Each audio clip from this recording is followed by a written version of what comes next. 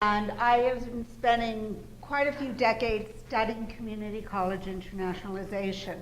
And yes, internationalization exists at community colleges.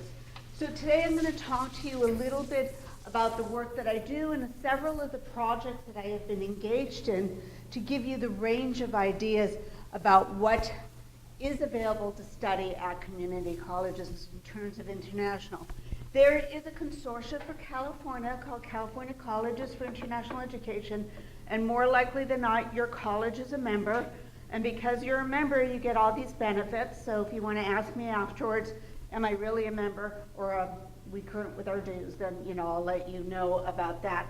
We serve as an advocacy group as well as a clearinghouse. So we have people share information with me. I call it Gossip Central, where then I just put it out to share with the world, because it's all about sharing, and sharing is advocacy, and that gives you change and element to succeed. The idea about international education at community colleges goes back almost to the beginning. There is an ACCT joint statement, as well as the recent Reclaiming the Dream, that talks about the importance of not only being globally competitive, but globally confident. And so we could even go back to people in the 1960s and 1940s, community college leaders who have all said, and including our esteemed Dr. Cohen, who's all said, yeah, there's something about international that is an enhancement to our community colleges. Part of the things we have to be aware of that is not only going to be stamped in 2018 but beyond is that there's a rising middle class all around the world, and that rising middle class is demanding higher education. We are now at a place where we are at near universal levels for secondary education. So where is everybody going to go? There are very few places that are there are very few places at a university. So the community colleges and the like institutions around the world are quickly assuming populations, gaining access, and just like our previous speaker, we have a lot of these institutions that are going through institutional upward conversions. There's global rankings, and community colleges are not in global rankings. So we're like, we create our own places because nobody's even talking about us, and yet everybody's talking about us. It's this really interesting space to be. The other thing to think about is changing English dominance, English language academic journals. I just got aware of a journal in China that has been publishing on Chinese community colleges for 3 decades. And I thought I knew everything there was to know about community colleges around the world, and I didn't even know there were these publications. So the fact that we are so closed off, we don't even know what people are writing about us, let alone the fact that we can be learning from each other. There's also relational transactions, influence of race, gender, social class, politics, in terms of choices or lack of choices for where students and how students study. There is going to be a crisis. It's already started, international student declining enrollments. And when I get to the international student, and please give me, tell me when I'm speaking about, I'll tell you why, because your higher education institution runs on the profits made by international students. And if you get a decline, trust me, we are all in a tailspin. In addition, that we are tending to be a little bit more, as being global, we are ahead of the curve. We have cutting edge talents, and I'll go on, oops, wrong way. So big focus in the field of international education is, well, does it make a difference? Like, yay, we get knowledge and we're so happy, but are we getting jobs? And report after report, and I didn't even put up the latest report that says that students who study abroad get jobs within 6 months versus their counterparts who do not study abroad that usually have to wait 9 months. Not such a bad thing. And 41% of the jobs have connections outside of the United States, 49% of job suppliers are out of the United States, and 54% of job clients. If you do not have international literacy skills, you're not going to succeed. succeed in the job world. One of the things, if you're at a community college, you should be serving your local jobs. What do they want? And more likely than not, I'm going to say like almost all of them are going to want these soft and direct skills, collaboration, conflict resolution, critical thinking, which comes out of international curriculum. So a couple facts. It counters the community college mission of serving the local community. Well, that's really not true. And actually, there's no documentation about that. The fact is that it's compatible with the mission. It helps support the mission by promoting student success, bringing the campus closer to achieving its goals of increased diversity, and making the connection between the community. I'm going fast. It's not pertinent to the needs. Well, yes, it is, as we show, it gets them jobs.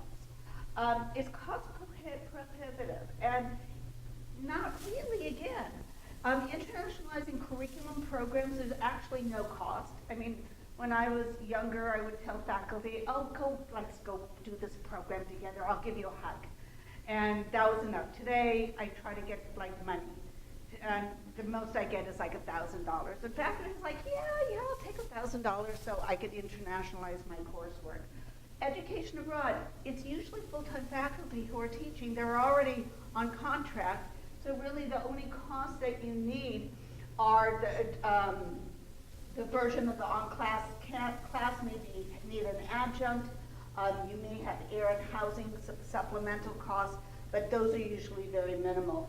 International student costs, well, you do need a lot of things to accommodate for international students, but they are usually almost always covered and then some by the international student fees and tuitions.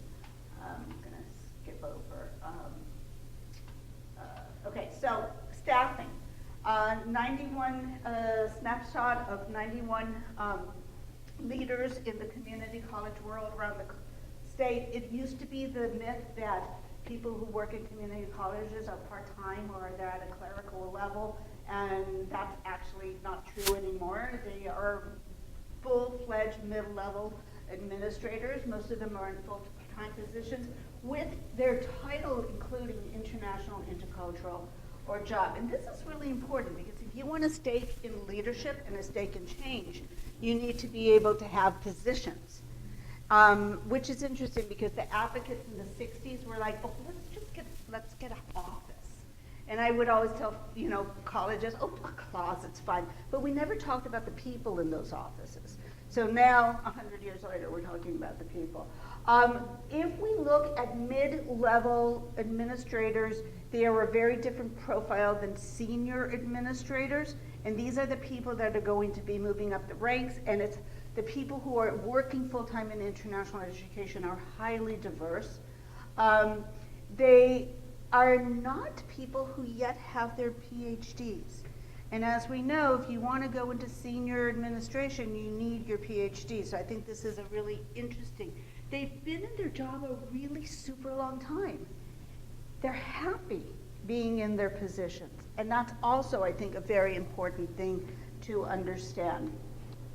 So some of the things that are changing, internationalizing curriculum. It starts in the classroom, it goes to the major, it goes to degree requirements. You can have, I keep on doing the wrong one. Certificates of distinction, degree or general requirements, campus integration, where there are, at Santa Fe College in Florida, the first year they had 750 students register in their first 6 months for the certificate of global distinction, which meant that they had to go to a movie, they had to go to a speaker series, or they could have studied abroad, but very few actually studied abroad. More and more, there are these certificates and degree integration programs that are occurring throughout the country. The shift in discussion is from the individual course to the broad educational experience. Education abroad. Nationally, there's 4,800 students, California about half of that. We are actually always leading the way in terms of study abroad. On average, our courses are about $3,500, including airfare, and you get financial aid to cover the academic parts of it. So yes, it is more expensive than the annual tuition, but it's not as expensive as if you went to a four-year institution. And I know, I'm not going to spend time on here, but if you could read it really quickly and find your college.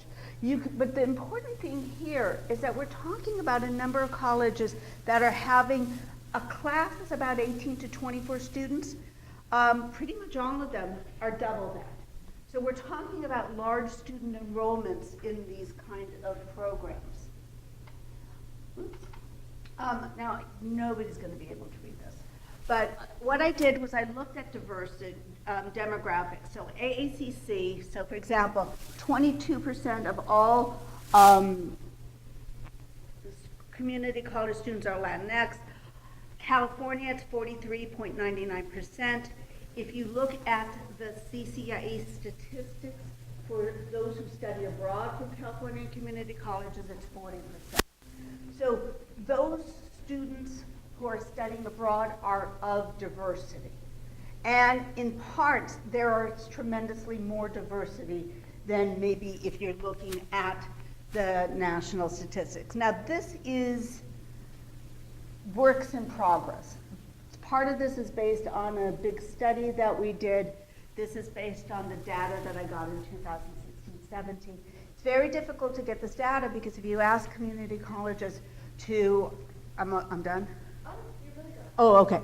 To talk about what is the diversity of their study abroad students, they go, well, we don't take that. They're humans. And I was like, yeah, but aren't we trying to change the needle and bring more voices and more experiences in? And it's an extremely difficult thing to do.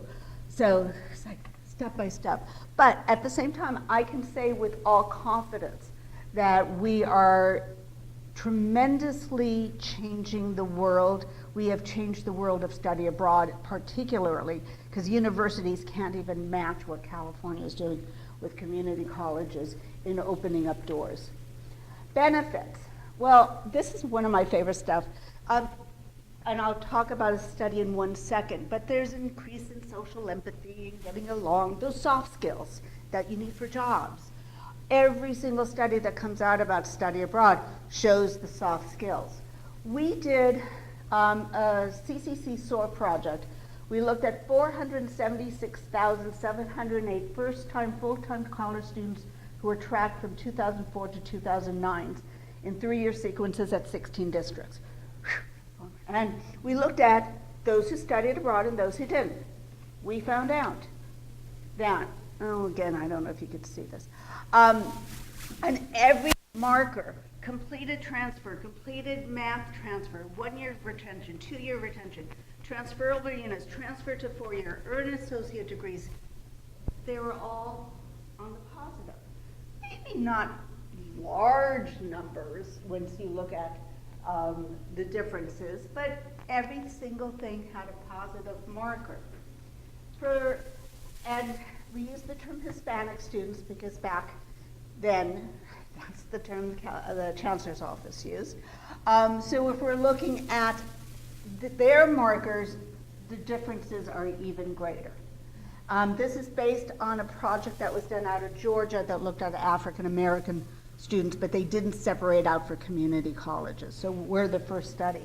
We then worked with two community colleges in New Jersey, Bergen Community College and Brookdale, and they took our methodology and then they applied it to their students, and at the same time, it's not exact because, it wasn't a complete study transfer, but enough is showing that completion of English was higher for study abroad students. 2-year retention was higher. Transfer to a 4-year university was higher. So I'm hearing today all these presentations about transferability and support, and I haven't heard one person talk about study abroad, but this is indeed, and this is a first study. There have been multiple studies after. So you want your students to do well? Send them abroad. To study, not to have fun. Yeah, no, we don't want our students to have fun. Okay, international students. International students are big business, and they are big cultural and academic assets to our college. I start with business because I'm sorry, I live in the realistic world. Our numbers are large. We have a number of our colleges that have over 1,000 students, which when we talk about numbers can be anywhere from 6,000 to 9,000. There are a couple of these colleges that actually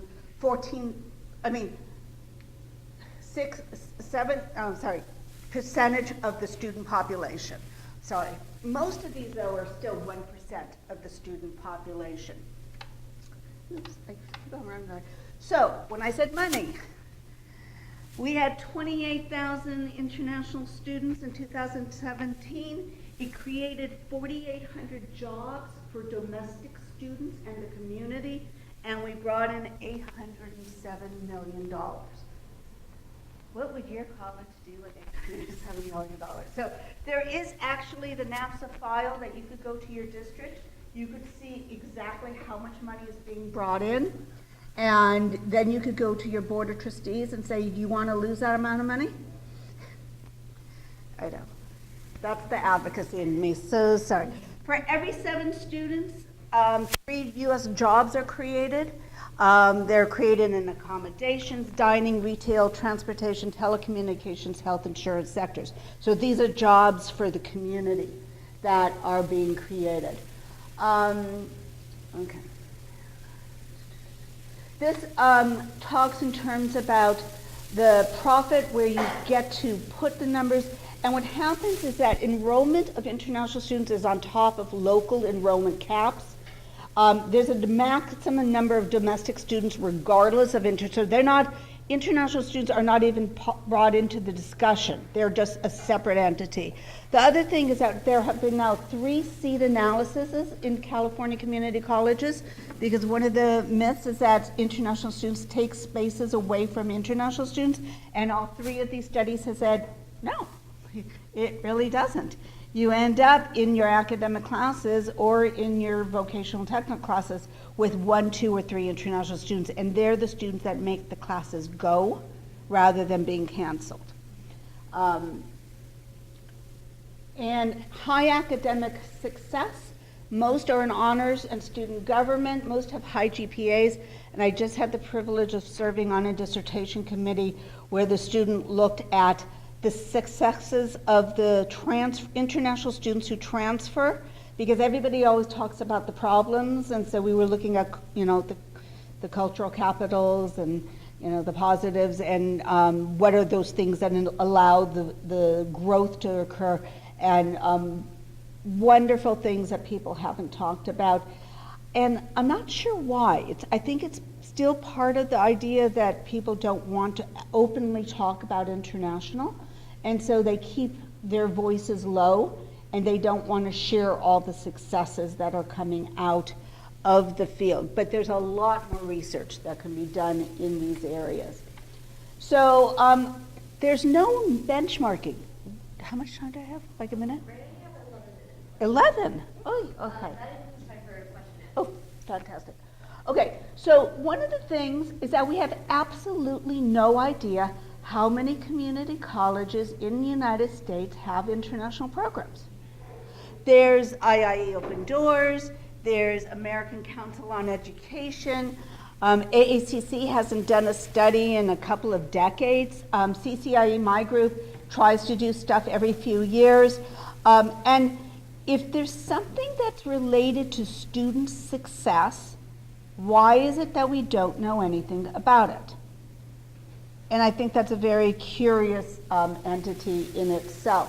So we're talking about 309, give or take a lot. Let's see, we had in 2015, 350 documented.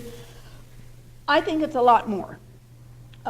In California, I think we're at actually 87 of our community colleges have documented programs, whereas there are a few colleges that have undocumented programs, meaning there are people doing international work, but nobody knows about it.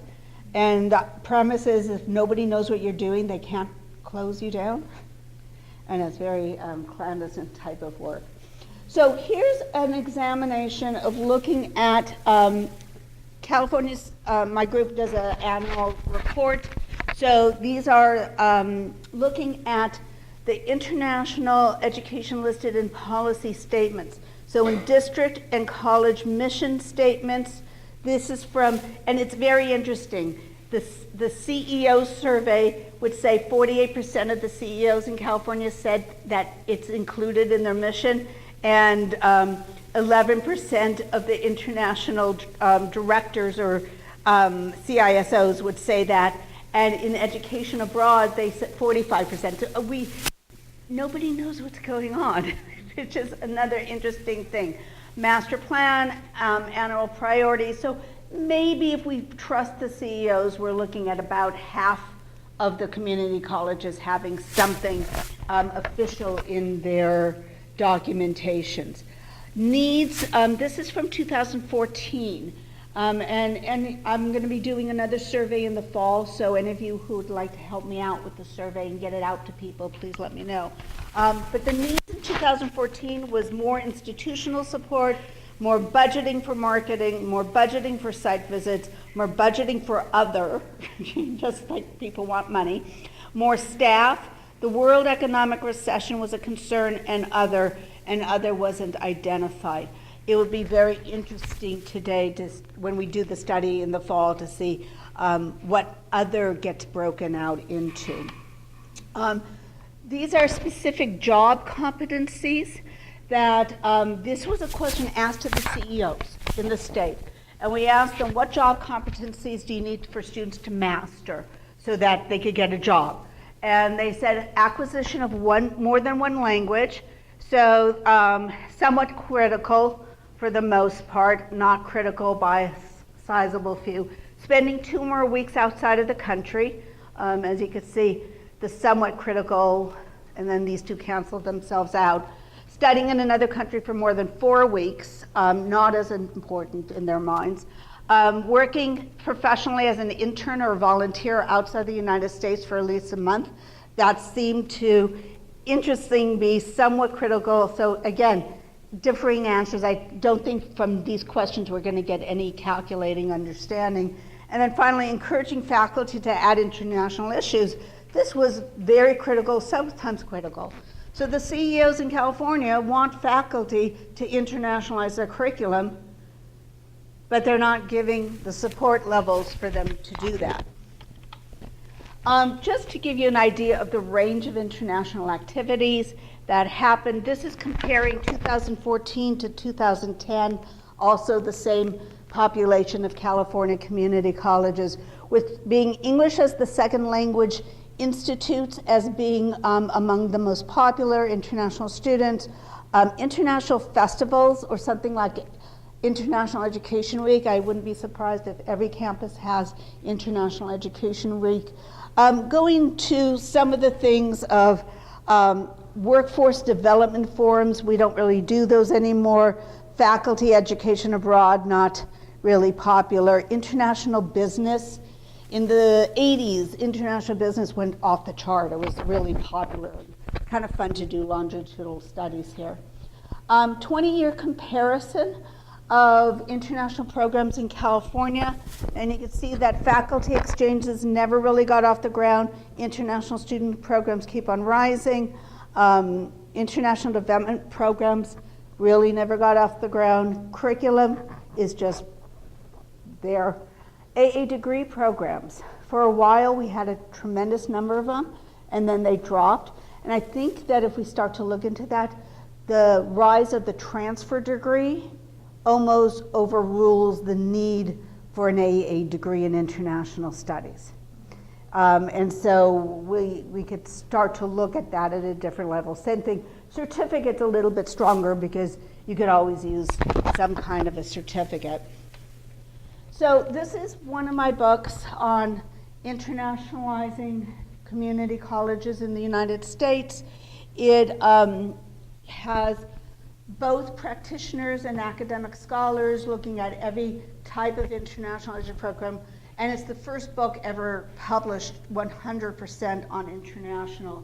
And then my current book, which I do have two of my co-authors here, which looks at about 42 countries around the world and community college-like institutions in those countries. So I would be very, there, here, you could get my email over there. So I'm happy to answer questions and talk to any of you afterwards. Thank you. About 5 questions per question.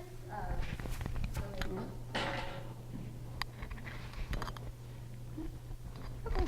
Save them for later. We'll just